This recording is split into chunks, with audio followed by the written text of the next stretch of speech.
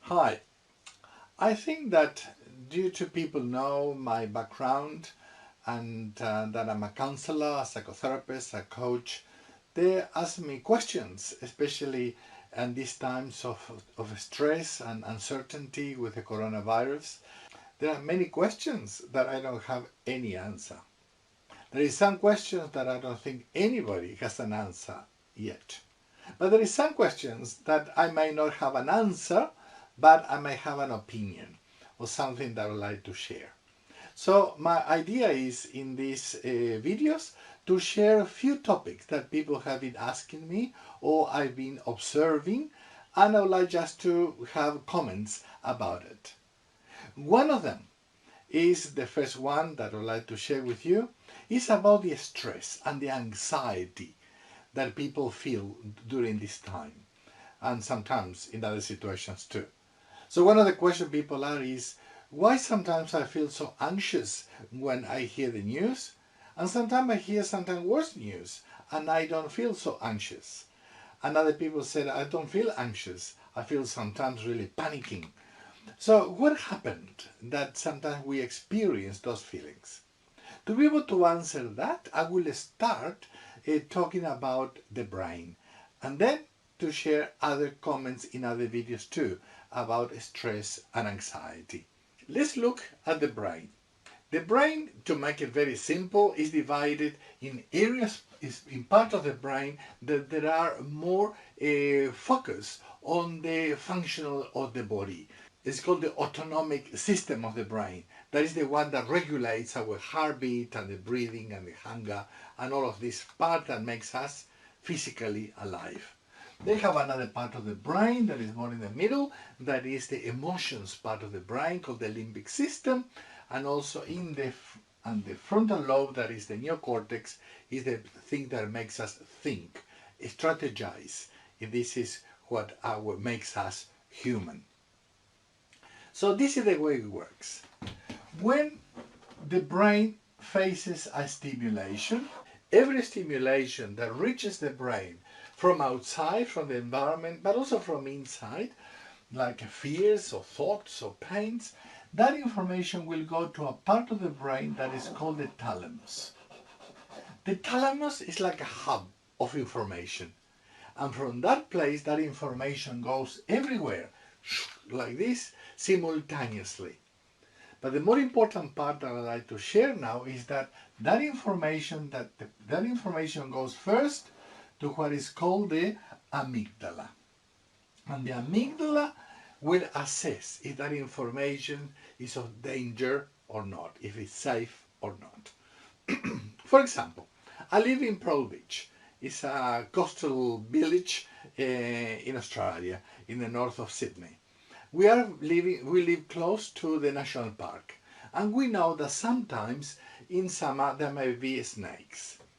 So the brain knows that. There is an information that we know where I am, and when I go outside to the garden, and the brain sees, for example, something like this, the brain will look at the information goes to the thalamus goes everywhere, the information goes everywhere, and in 12 milliseconds,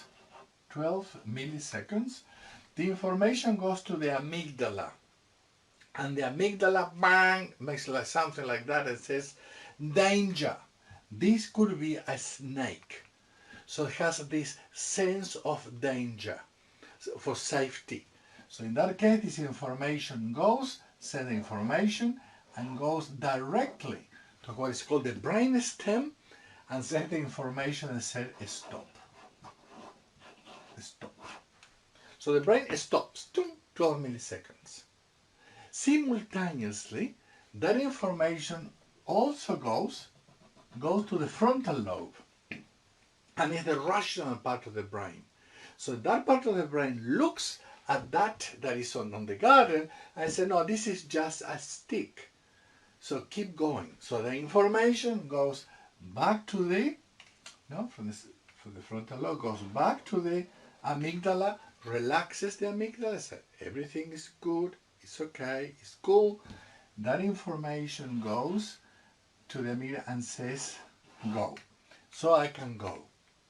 That information lasts 18 milliseconds. So the whole time of this is 30 milliseconds. It's so fast that the brain cannot even register sometimes what is happening. I was not even aware that that happened to me. So why are we teaching that? It is because this is the center for anxiety and why we become so anxious sometimes. So what happens is that this information, whatever information we're looking at the news, or come to my mind, or somebody has mentioned, or a situation in the environment, goes to the thalamus, it goes to the amygdala and says, danger. Boom, danger. And that goes to the stop. That creates a level of stress because it makes me ready to be able to escape, to fight, to flight, or to freeze in that situation. That is a natural response. But then the brain is also wired for me to assess the situation, to assess the news that I have, the information that is coming to me. And then I say, no, this could be very dangerous, but I can do something about it. I can respond to that. I could have some mechanisms to be able to deal with that. So that information goes to the amygdala and said, it's okay, I can go. But very often we get stuck. We get stuck in this first movement in the 12 milliseconds. And we stay there, circling like this in that space without moving to another stage that I can put some kind of control. And I live out of control. High level of stress and anxiety. So, how to deal with that? One of the more important things is to know the theory. Now, I know that every time I feel this high level of stress and anxiety, is something that happens in my brain. That part of the brain is triggered and I'm spinning in the same space. So understanding that may help me to know to go and search and seek for solutions in how to appease my mind. This is often an easy process, just a click. Sometimes it's not easy, and very often it's very difficult and at the edge of the impossible. And this is where psychotherapy or counseling is needed, and sometimes medication too, to be able to allow this process to happen and to live a life of peace, not spinning in this anxiety and tension. In the next video, we're going to talk again what to do when I have an insight on that. This video was only to give a simple template of one of the processes that happen in the brain that produces stress and anxiety.